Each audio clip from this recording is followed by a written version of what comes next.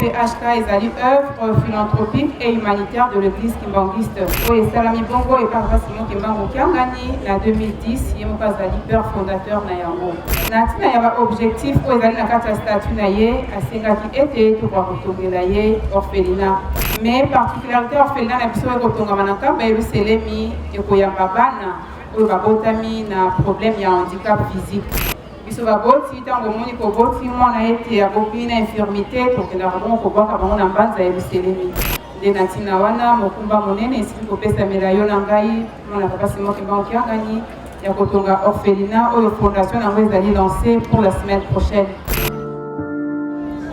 Na kombo ya tata mwana pe tata molimo mosanto bafidèle kimbanguiste na 4 coins du monde epai bozali topesi bino mbote. Ya solo na mokwalelo le 23 janvier 2022 tozali bongo na paroisse Kimbantseke mission oyo ekambami bongo na papa responsable papa Banota topesi bango nyonso merci pe bafidèle nyonso ya paroisse Kimbantseke mission. Ya solo tobandaki tourner na biso na ntina botongi orphelinat papa Simon Kimbangu na Congo central na nkamba la Nouvelle Jérusalem. Ya solo tourner na biso ebandaki bongo na mboka ya Europe tokoti na mboka ya RDC tobandi bongo donc na province ya Kinshasa. Première paroisse na biso toye kosala sensibilisation ezali bongo na paroisse ya Kimbantseke mission nde topesi bafidèle nyonso mbote.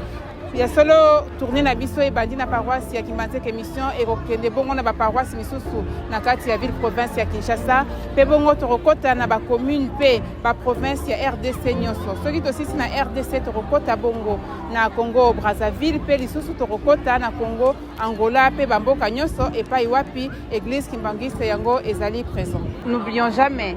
je m'aide, on est dans les autres.